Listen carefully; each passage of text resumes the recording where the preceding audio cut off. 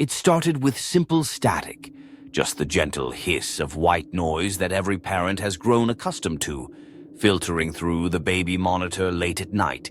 Sometimes, it crackled to life without warning, a random burst of sound that sent a shiver through the quiet house. I'd check the monitor, see nothing but my son sleeping peacefully, and chalk it up to interference.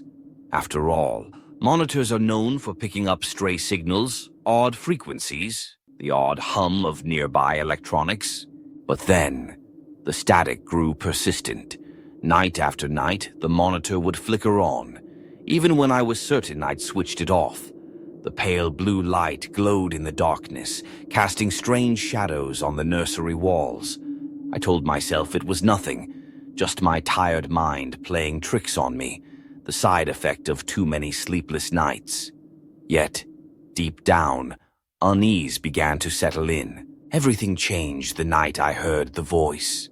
At first, it was just the usual crackle, then a whisper, clear and cold, threading through the static.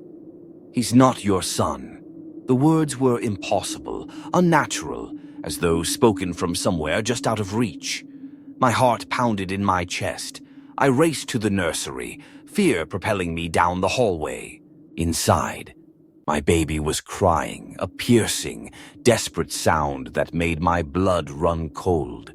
His gaze was fixed, wide-eyed and trembling, on the monitor itself, as if he could see something I could not.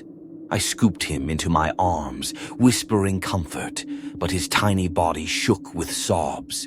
The blue light of the monitor flickered, casting strange patterns on the wall. I needed answers. With trembling hands, I played back the recording from the monitor. At first, I heard only static, the familiar background noise, but then, unmistakably, there was laughter. Low, mocking, echoing through the empty room. It was not a child's laughter. It was something older, colder, laced with malice. Sleep became elusive after that. Every creak of the house set my nerves on edge. I kept the monitor unplugged, but sometimes it would still turn on. Blue light flickering in the dark. I couldn't shake the feeling that something was watching, waiting, lurking just beyond the veil of static. And every time my son cried in the night, I wondered if the voice was right, if somewhere, somehow, something had slipped through the static and everything I'd believed was no longer true.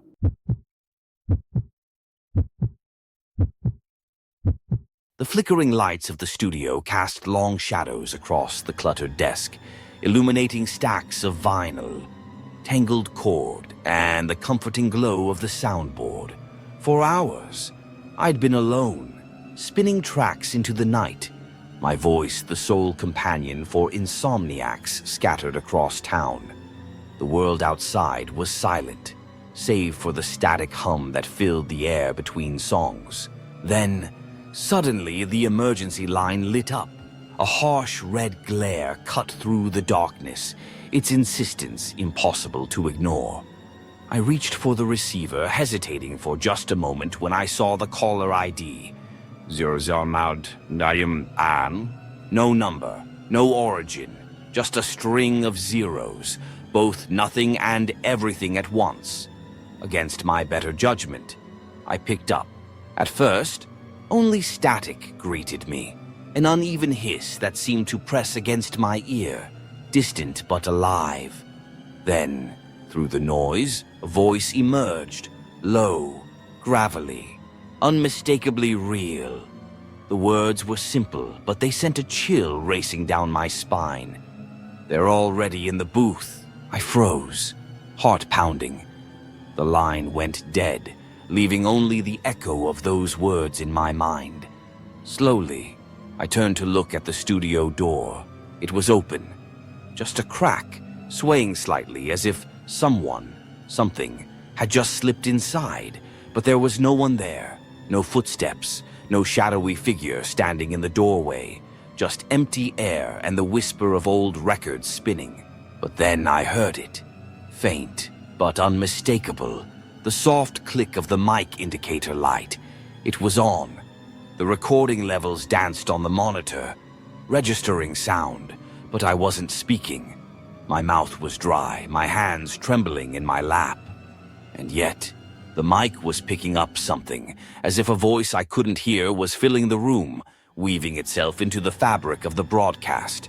I leaned closer, listening, straining to make sense of the patterns flickering across the screen. The levels spiked, then dipped, then rose again, matching the cadence of a voice. But the booth was silent. No one else was here. Or so I thought. A creeping sense of unease settled over me. How long had the mic been live? What was being broadcast to the late-night listeners? What message?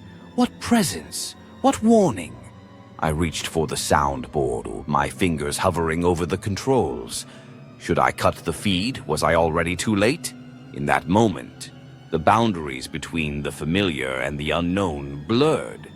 The booth, once a sanctuary of music and solitude, now felt crowded, haunted by the echo of those words and the possibility that I was not alone. Somewhere, unseen, something was speaking through the static, claiming the airwaves as its own. I sat in the glow of the soundboard, listening to the silence, waiting for the next voice to break through. The night pressed in, and the emergency line remained dark, but I knew, deep down, that the booth would never be empty again.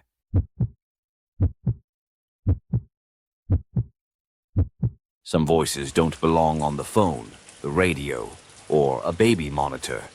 Listen closely. Then tell me, do you believe static can carry something else?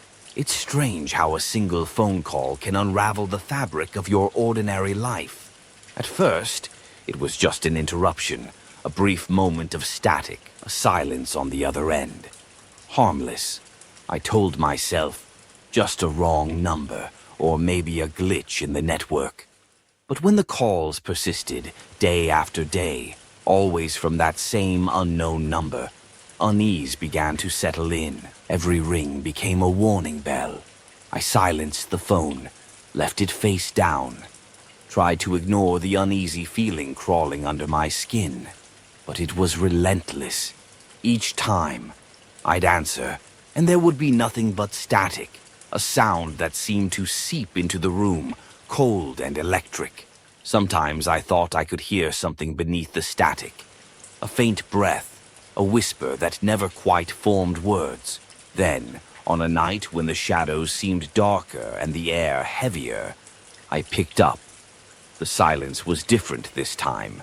The static faded into a hush, and then a voice, soft, chilling, so close it felt as if it were right beside me. I remember what you did. My heart hammered in my chest.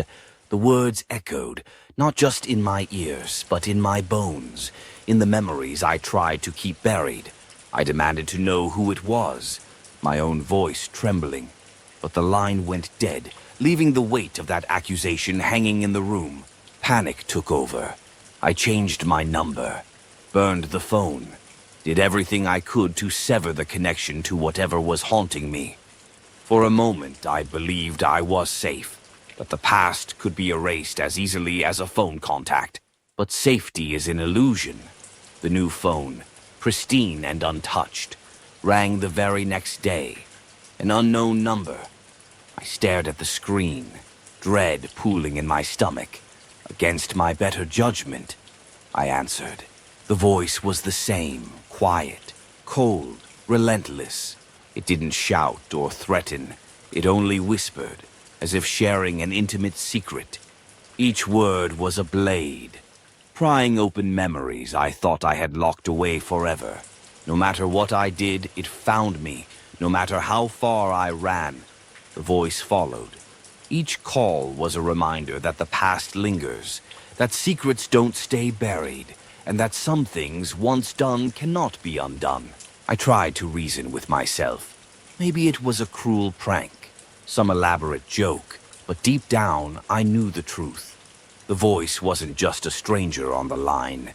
It was the past itself, refusing to be silenced, demanding to be heard. Now, every time the phone rings, I hesitate. I wonder if this time it will be different.